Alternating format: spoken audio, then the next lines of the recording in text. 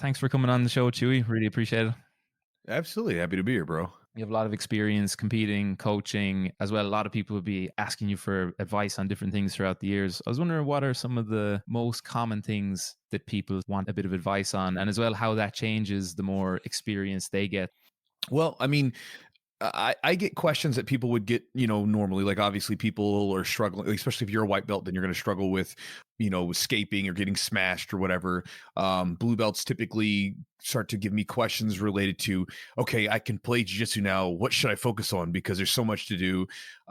Purple belts are kind of in that point where, again, they want to turn up their ability to be effective, and so they got to sharpen their abilities. They've got to focus on something and specialize a bit.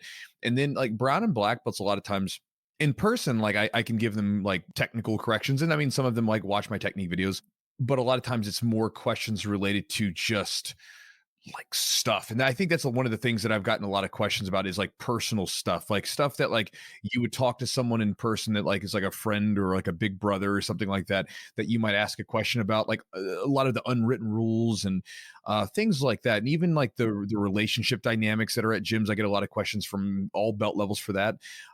It's funny. I'm getting ready to start a new like series on my channel because like my game's pretty simple. I'm not a super flashy person. It's effective. The game is perfectly effective for what I do, but I was always like a fighting guy first, and then it was like jiu-jitsu was like became I ended up getting into jiu-jitsu for fighting, found out I loved jiu-jitsu more and just kept doing that, but I still always kind of retained that fighting aspect. And so I don't do a lot of crazy flashy stuff. And I get sometimes I'll get comments from people both in person and in like on my channel. Like they're like, "Bro, show us the stuff that you really use because you keep showing this basic stuff." And I'm like, that's what I do, bro. So I'm gonna be starting a channel on that, like showing here's that basic stuff that you guys are like that I Yeah. use that you guys think doesn't work or whatever, and show some of the details to it. But I get everything from technique questions and like specific training issues to. I think one of the things that apparently I've become known for is like the guy that you kind of ask about, like, hey man, like this thing happened between so and so, and like what's your take on this? Or I just got smashed at this competition. I'm feeling a little bit down in the dumps about it, and I get a lot of those questions too. So it really runs the gamut. Is it weird getting some of the more personal ones? I don't answer any of these questions from like the standpoint of like this is the answer. I know in the gym there's like we have a number of older guys in our gym that train with us that are like in their 40s and stuff like that, and have a lot more life experience than I do in certain areas. And so like if I have a question about something, I ask them.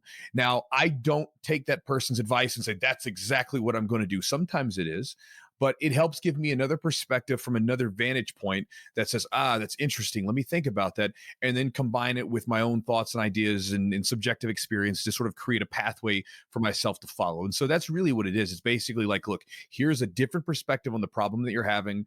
Maybe this is useful to you, or maybe if nothing else, it gets you to think in a different light. And so I never really felt weird with it because I was never trying to come from a place of like, I am the ultimate authority. I'm just like trying to be a buddy who maybe has a little bit more experience in this realm of jiu-jitsu than you do, because in the end we're all on the same path, right? We're on the same road. I'm just maybe a little bit further ahead of you, so maybe I can give you some ideas that might be useful to you. When you started off training, you must have what, like 20 years of jiu-jitsu now. There wasn't as much jiu-jitsu around back then. What kind of advice were you able to get from people when you started off, and how was the first few years of your training? I wrestled in high school and then started jiu-jitsu in 2003. There was no YouTube, there was no streaming video. Every now and then you could find some stuff on like some internet forums, like in the back area, like in the back pages, you could find like some videos of like matches and stuff, but it was very rare. Most of the time you had to buy the VHS tapes or the DVDs, and to watch matches or to, you know, study instructionals. I mean, I remember buying the 2003 ADCC. I had both the trials, the North American trials in VHS, and I had the actual championships. So I could watch them. You would watch stuff and do your best to sort of pick it apart. And obviously we all had coaches, but I think the interesting part was if you wanted to learn something from someone, you had to go actually train with them. It was very interesting because, which I still think is the best way to learn. It just is what it is. You can learn a lot of stuff through instructional videos and stuff, which I still do to this day, but there's something different about like having someone put you in the position that they're trying to explain, and then you feel it. You're like, oh, that's what you're doing, which is really useful. But nonetheless, there wasn't a lot of information out there. So you had to go train with people if you wanted to learn something from them. And so a lot of it, you just sort of figured it out on your own. and it was a lot slower of a progress, right? I feel like back then people got better at a slower pace because one, the jiu-jitsu just wasn't as refined, and the information was not as abundant as it is today, where you can pretty much figure out just about anything really quickly on Google. And that's pretty much for anything. I mean, the internet is this.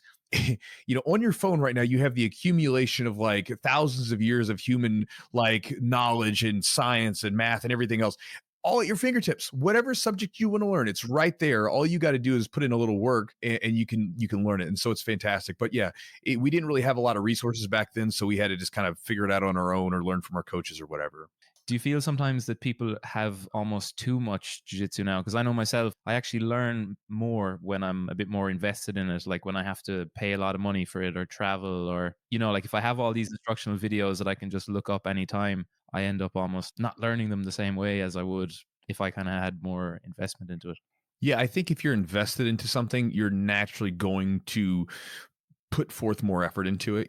So if you pay for something, you paid for it. Like you got some skin in the game, and you're probably going to put a little bit more effort towards it, whether if it's a free video or not. Now, that's not to say that free videos don't work, because I've learned plenty from them, and I know I have testimonials from people that do.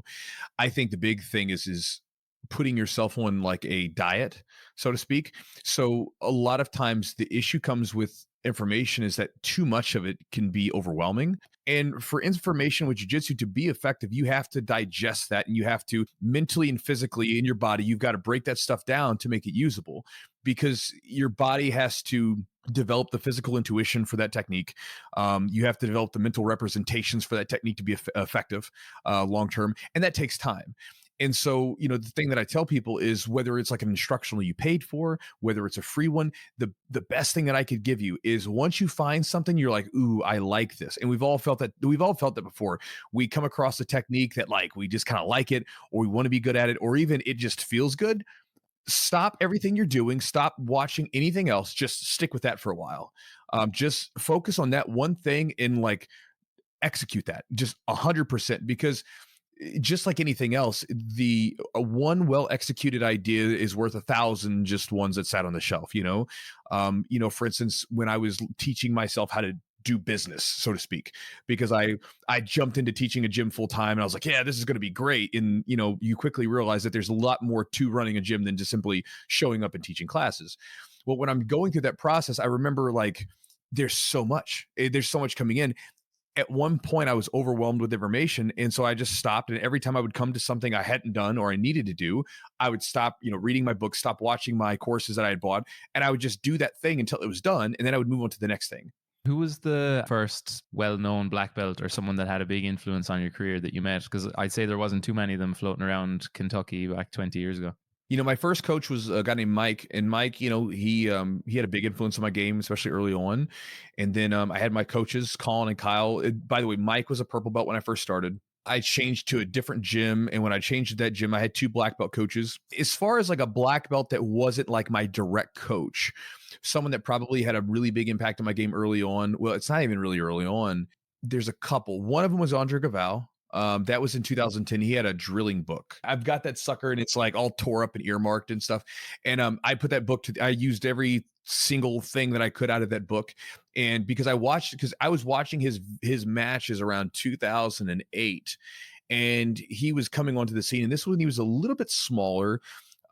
He wasn't quite as like muscular as he is now, but he was a little bit smaller, but he was winning everything. And this is when he first kind of he was really started to show at the black belt level. And I really liked his style because it was like simple, but it was very effective, and he was just beating everybody. And I liked that style. And he was still moving a lot. And I liked that idea of movement. So I was like a big guy at the time. I was about 225. I'm a bit smaller now. I was like, I want to start moving more. And so I started doing those drills, and it helped out a bunch. When I first started jiu-jitsu, there's a jiu-jitsu instructional by a guy named Craig Kukuk, who was I think he was a black belt under Renzo Gracie.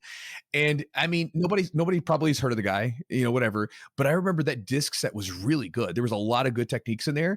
And so I remember when I was using it, I was a wrestler who this is back when I was a white belt watching this thing.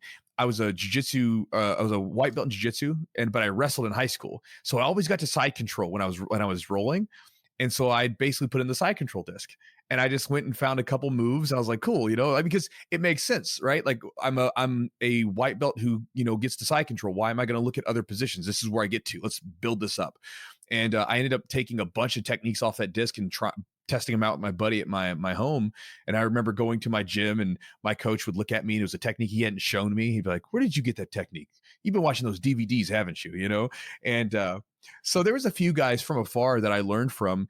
And then there were other guys like I learned a lot from Pablo Popovich. He was a big influence because we were an affiliate under him at the time. And I really got basically the sense of butterfly guard, and learning guards that weren't boring to me. Like full guard is very boring to me because you just lock up, which again, it's not boring for everyone, but for me as a wrestler coming into it, I didn't want anything to do with it. Learning butterfly guard and half guard where you can wrestle up and you can do a little bit more, it made more sense to me. So yeah, that's just a few. I could go on, but that's a few influences back then. It's funny, even the bad little DVDs actually helped me a lot back in the day. There wasn't an easy place, like a common place where everybody could come together and share information really quickly back then. So if someone was a fake, it would be hard to find out about it unless maybe you were a really avid person on the forums. Well, there was even the guy back in the day who used to do on YouTube, who got, I guess he wasn't like an actual jiu-jitsu black belt. He was he eventually got his jiu-jitsu black belt. It was like Submissions 101. Oh, that was the one, Submissions 101. I used to watch every single one of those. Yeah, that dude had like a massive following. That was brilliant for me because what it was it would just give me an idea for training. So before every training session, I would watch a YouTube video, and Yeah. then I would try and do that submission in the training. And I was a complete white belt, but like when you're a kid and you're used to playing other sports, you kind of pick it up quickly. So one training I'll be Mhm. trying to do anaconda chokes, next training I'll be trying to do guillotines, rear naked chokes, whatever. It's funny, yeah, I actually learned a lot from the old Submissions 101. Yeah, but that dude, I think he would always wear a black belt, but I think he was like maybe a Japanese black belt or Japanese jiu-jitsu black belt, and then later on I think he got his actual jiu-jitsu black belt. Did you have many injuries back in the day? Because I know, like, hearing stories from in Ireland back when there was less, we say, guidance with the training, and it was just people going ham with each other, and there was a lot of injuries. I've been really lucky that I haven't had a ton of major injuries. I think a big portion of this one is just from like I've always lifted weights. And I think that helped big time because it helps support the joints and helps prevent injury. And I've also, even when I'm at my most stubborn, I've always been pretty good about just not training through injuries. I think the overdoing it's a big one.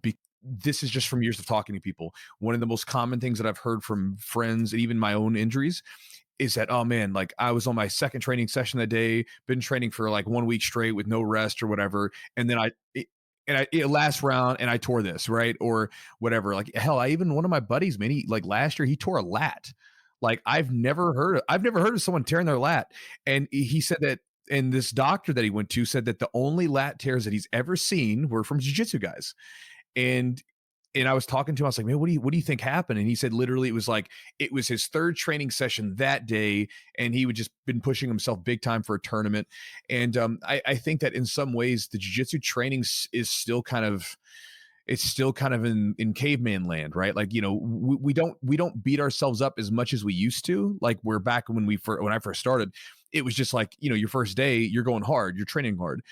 We do it a little bit more intelligently, but when it comes to like training for competitions, I think guys people can be really dumb about it, where they end up trying to shed tons of weight. They don't get on a proper diet. They're just trying to like cut a bunch of weight and lose the weight for the tournament. And then while the nutrients in sort of is going into their body is dropping, they're then trying to increase their volume, right? And that's a bad relationship to have, right? You want to make sure that like if your tournament's coming up, you get yourself on a good diet, and you should train hard, but then it should be as you're dropping the nutrients to, let your body cut the weight, your hard training is going to have to come down. Otherwise you're going to risk injury. It's just the way it is.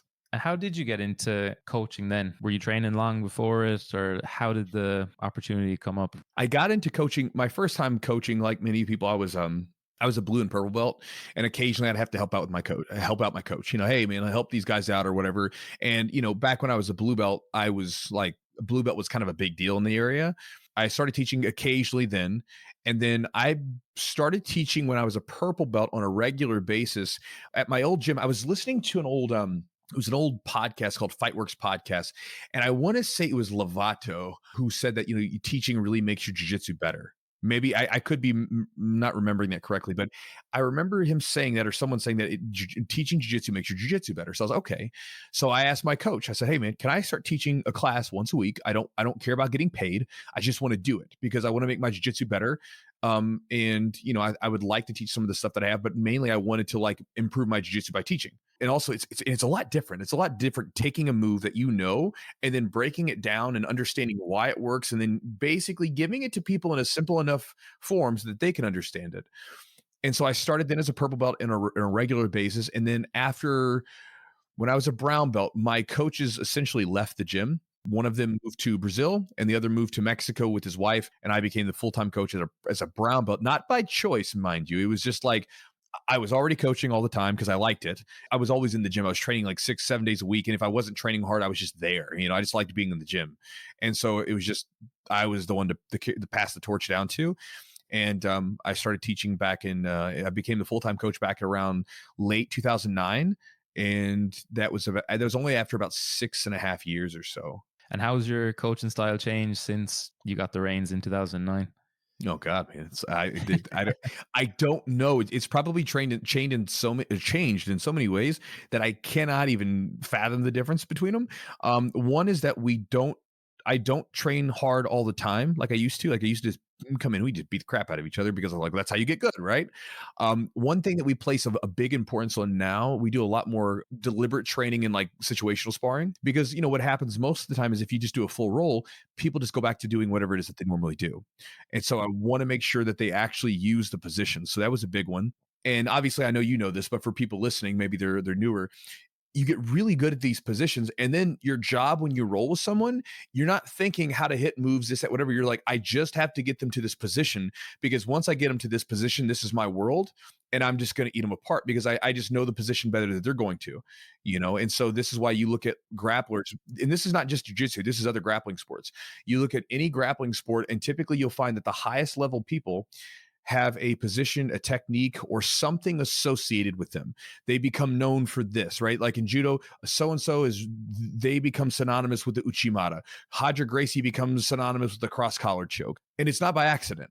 I actually had that experience the first year I was competing in the gi as a black belt because I was doing a lot of saddle and heel hooks and stuff. So how am I going to translate all this heel hook stuff over? So I started doing knee bars and then I got good at it. So it gave me a lot of confidence because going into the gi competitions, all I had to think was, okay, can I put this person in X guard? Yes, like I probably can. Does that mean I can win? Yes. And that was my main goal. And then having it be so simple, it actually helped me have like really good success with it. Right, because it simplifies the whole process. Instead of getting onto the mat and thinking, all right, what do I got to do? With regards to the YouTube channel and everything, how did you get into that? Did it feel weird just kind of putting yourself out there when you first started? Oh yeah, it feels weird, of course, right? Unless you're a complete narcissist and you're delusional, you're putting yourself out. You're putting yourself out in front of someone, and you're opening yourself up for ridicule and to be vulnerable, which is it just is what it is. And anytime humans do that, we always feel a little weird at first. But it started off as a way, one, because I was doing drilling videos for my students. Because what would happen is my students would come in, my young students would come in, and they would say, hey, let's do a drilling session. Now, I would be in the gym, kind of hanging out, doing whatever before class, and I would watch their quote drilling sessions, right? And they would just kind of, screw off, and then eventually they would start rolling. And it's like, that's not a drilling session. Like, and you would get more from the drilling session because we're going to roll for an hour or so in our class. Like, don't roll more, like do some drilling. And so I started to put these basic drills up, just super simple drills that were based upon stuff that we were doing for our classes at the time. And then I started posting those. Those got popular. And then I was also posting some techniques and stuff like that that would come up from my blog and everything else because I had a blog at the time. And then I randomly started getting questions from people. Like they would like ask me questions about leaving a gym, or they would ask questions about this, that, whatever. And then I started answering those. And I remember kind of like, all right, like everybody in YouTube does this already, but now I'm doing it and it feels a little weird, but I mean, everybody already does it anyway. So whatever, And so I just jumped into it again, just try to be as helpful as possible to people. It must be nice as well, though, to have a positive impact on a lot of people, even people that you don't necessarily know in your personal life. Absolutely. Well, I mean, like as a coach, I don't know that everybody's like this, but I find a deep sense of meaning what I'm doing because of the fact that I'm helping people, right? Because I'm getting I get to wake up every day and I get to just try to figure out new ways to help my students with whatever's going on with them. And then also I get this cool chance to work with people in a way that would have helped me when I was younger, and helped them with all kinds of random stuff, jujitsu related, sometimes not. And that's a cool thing. And that helps bring meaning to my life. And I think that, if you can find a way to help other people in your communities, whatever they might be, I think that makes life a lot more rich. I didn't realize how much I love coaching actually until I had a couple of years recently where I wasn't coaching. It got a bit boring without the coaching, where it was just train and get better, train and get better, train and get better. And I mean, if that's all you're doing as well, and then you don't have a result in the competition, you're like, well, fuck me, what did I do all that for? You know? Whereas when you're coaching, you're having those little wins every day when you're helping your friends get better and they're helping you get better as well. Yeah, definitely. It gives you another facet to focus on in jiu-jitsu. And I think you mentioned something that's really important. There's like rolling with people that of lesser skill level. I think that's super important because that's a lot of times how you start to work new techniques into the game, because you learn a technique, and then before it's ready to be used at, like, let's say if you're a black belt, before it's ready at black belt level, well, now we have to practice it against the blue belts and the purple belts and the brown belts, and you got to work, it up a little bit. And a lot of times with the lower belts who don't have as good of a shot of like smashing you, it allows the role to be a lot more relaxed and you can be a lot more creative, like you were talking about. And then, obviously when you go against the other black belts who are like gunning for you, then you got to sharpen it up a little bit. My first couple rounds will probably be against like a blue, then a purple belt. And then I try to pick out some of the browns and black belts that are going to be really tough. And then I'll typically go back and forth where I'll say, okay, I just rolled with the black belt. I'm a little zapped. Let me roll with a blue belt this round. All right, next round, I'm going to roll with another black belt. And it was interesting to watch my heart rate go up and then kind of level off a little bit, go back up and level down a little bit. And I think that those rolls with opponents that aren't necessarily at the same skill level is very valuable for a lot of different reasons. And sometimes as well, when I roll with someone who's higher level, like brown, black belt, I convince myself in my head that they're a blue belt. I feel like if I rolled with a lot of the brown and black belts that I roll with, if they were wearing a blue belt and I'd never met them before, I would actually smash them twice as much as I do, if that makes sense. So I try and brainwash myself into using more skill than trying to squeeze them, because like my skill is pretty good and my squeeze probably needs a bit of work, you know. I had a white belt years ago. He was pretty darn tough. He came in one day and we were doing nogi, and there was a guy visiting the gym who was a brown belt, and he did pretty well against the brown belt. Like, he was scrappy, like, and he did way better. Now, at the end of the class, I sort of told him he was a brown belt and his eyes got kind of big. Now, the reason why that was significant was because a lot of times he and I had talked about the fact that if someone came in and they were a higher level, and like basically because we would get visitors, if it was a person that was higher level and they saw the higher belt on, he even told me that he would get spooked by it. That he would get spooked by whatever, and that he would just like almost mentally just accept that he's going to get beat up or get smashed or whatever. Even if there was a clear, like, you could watch the way that that person rolled with everyone else and realize that he was perfectly capable of doing well, he just didn't. And then with that, he was, there was no gi, there was no belt. And so he was surprised by himself by going tit for tat with the brown belt and really giving him a good run for his money. Yeah. That I had a story like that actually before, training over in Miami, and I used to Mm. wear this blue Keiko Hasa rash guard all the time, and it was Oh, yeah. super faded because I had just got my brown belt actually at this time, and I was 21, but I looked so young. I honestly looked like 16. I was rolling with this guy, a big, strong, juiced up brown belt. I had met him a few days ago, but he obviously had forgotten. I was kind of introduced to him as this brown belt, but I didn't know that he'd forgotten. So anyway, we have Mhm. this roll. He starts off going kind of light, and I butterfly sweep him, and he gets pissed off, freaks out, explodes, and I think I guillotined him or something. And Uh, I was like, why is this guy? We're just training, like, and he was really like looking upset, and then he went hard as fuck. He said to me then, "How long have you been a blue belt?" And I thought he was joking because I'd actually met him before. So I was like, "Oh, I'm just the biggest sandbagger ever," because I thought he knew I was a brown belt. And we rolled anyway. He went super hard, and I butterfly swept him again. And I've never seen someone so distraught. The round ends, and he was like, "Look, I don't want to be annoying you or anything, but like seriously, how long have you been a blue belt?" And I was like, "Oh no, I'm a brown belt. I got my brown belt a couple of weeks ago." And I've never seen anyone as relieved to this day in my whole life. Well, and obviously it would probably make if he was a big jacked up dude, then it would be only worse that you were a blue belt and you're a bit small, right? Like you're a smaller dude. All this mountain of muscle for is worth nothing now. It's interesting to see how much the belt affects people, because again, the belt's one thing and it has lots of different meanings and whatever else. But any of us that are competitors, we understand like at the end of the day, it really doesn't matter all that much.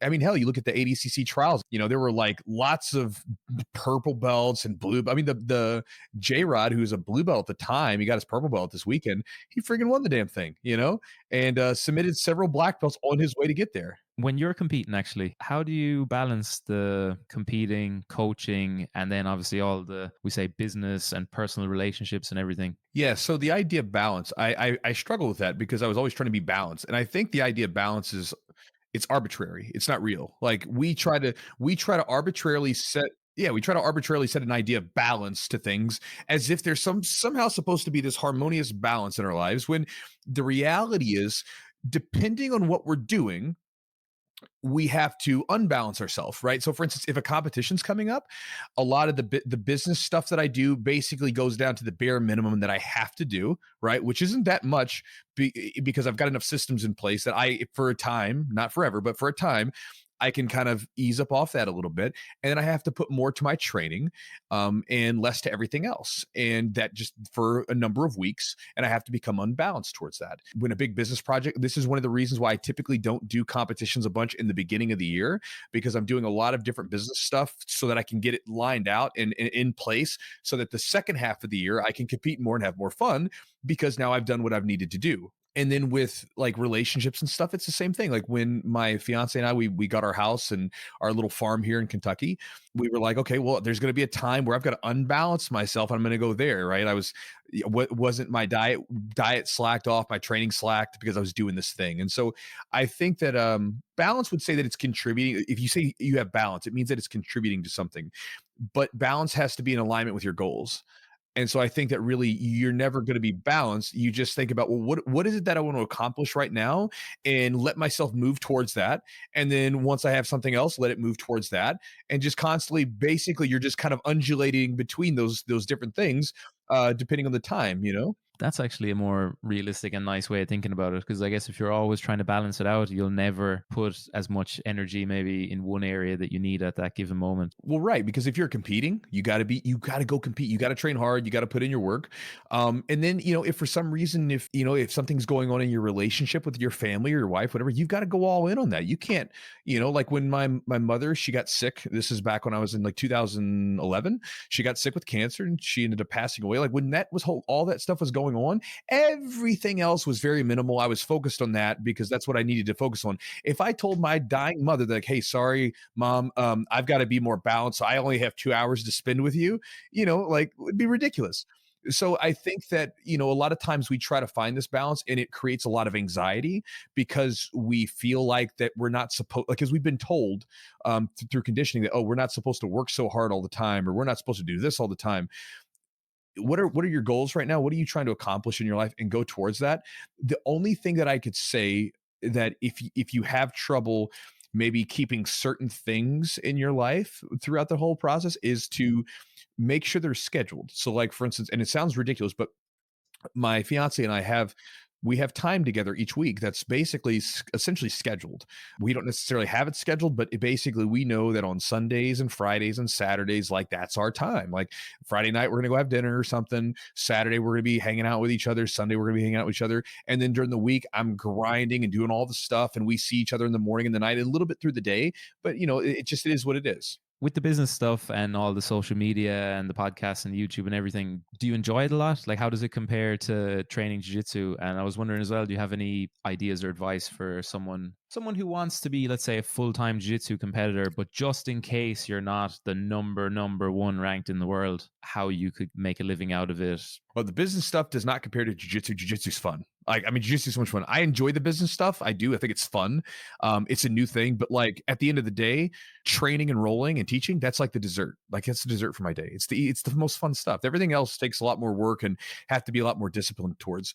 as far as marketing yourself in order to make some sort of living through jujitsu, there are tons of different ways to do it.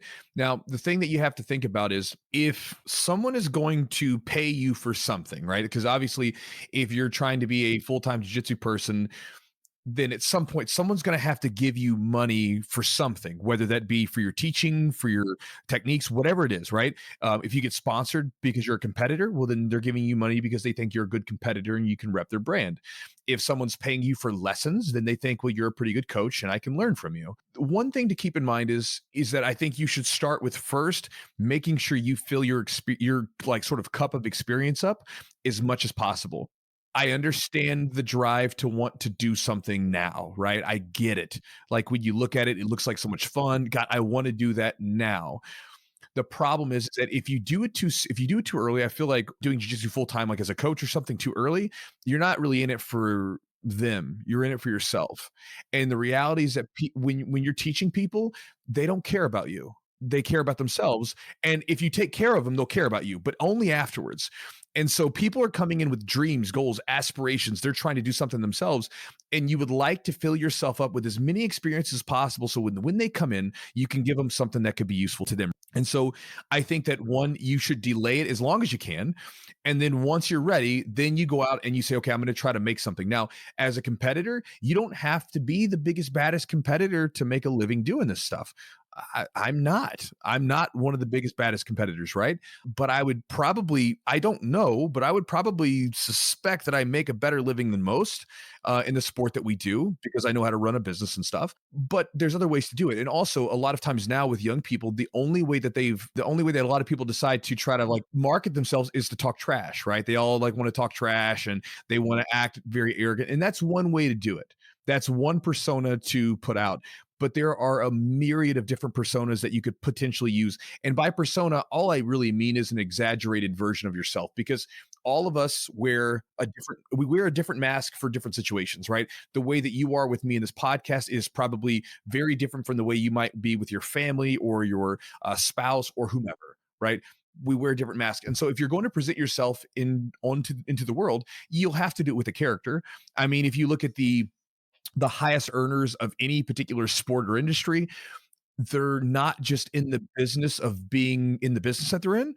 They're very competent in what they do, but then they're also in the business of being themselves, right? I mean, that's number one because that's why like you can think of like Kardashians or something, right? Like, I mean, they make $1 million doing a tweet and they're in the business of being Kim Kardashian. You can see Donald Trump. Donald Trump's in the business of being Donald Trump. There was even back in the day, there was, I remember I was talking about this in a video recently. There was a football player named Deion Sanders, and Deion Sanders was funny because he had this whole persona of prime time, and he even talks about prime time in like as a separate person and he used it for marketing, right? Like, but the guy doesn't cuss, he doesn't smoke, he doesn't drink, he's a family guy, so he would put this bigger than life persona, and then in real life he was very chill, but on the field he was this guy. So I think there's a persona element to it. To market yourself, you have to make yourself into a character that people can be attracted to, and it really has to be nothing more than being yourself, but just turned up a little bit. From there, I mean, think about the one thing I would say is think about looking in other industries and other niches and other things, and look at what people are doing there, and then bring that back to jujitsu, because a lot of times jujitsu people are stuck in jujitsu, right? But then you can look at other industries and see what they're doing and say, okay, that's a really good idea. Let me bring that over here. There is an essay, I want to say, I think it was by Emerson, and it was about wealth. And basically, the essay boiled down to at one point of the one chunk of it was talking about take that which is abundant in one place and bring it to that which it is not, right? So I can have blueberries at any time of the year because they ship them here. And that's very valuable to me because I like blueberries, right? So the person can make money doing that, where like you can just ship something. And so you can think about shipping an idea or something from another niche into jujitsu and doing your own version of it and then making it into something unique that you do. Do you have any goals or anything coming up soon? I'm going to compete sometime soon. I'm an old man, so I do like the old man master. I do like the master one divisions most of the time. I honestly, I would do adults if they were shorter. Like, I don't like long matches. Like 6 minutes to me is plenty of time. I feel like everybody can just go after each other for 6 minutes. 10 minutes usually ends up being like half of it is like filling each other out. Second half, they actually roll because I'm just bigger too. I don't have that, so 6 minutes is long enough for me. There's a few little business things, and then getting some guys to compete. It's pretty much business is normal, just trying to do it better than I was doing it the year previously. But got some little goals, but nothing that would be like some massive goal that would be interesting to anyone else other than me. Just like my own little goals that I have to do each year. Well, thanks a million for coming on the show. I really appreciate it. Absolutely, bro. Thank you for having me on. Big thanks to Chewy for jumping on the podcast. I loved hearing some of the stories from early in his career, coming up, training in Kentucky, and the different challenges and experiences that he had around that time. He also had some great advice on training smart and also monetizing some of your successes in the sport that I know will help some of the younger practitioners who have high ambitions to live through the sport. Before we go, I just wanted to give another quick mention to my new instructional overpowered leg locks on techniquely.com. I'll leave a link for it down in the description for anyone interested. I'm confident that it'll help improve everyone's leg lock game, both attack and defense, and I'm delighted that I get to share some of the knowledge and experience that I've gained from competing at a high level. Also, if anyone has any feedback, please let me know. I'll be happy to help.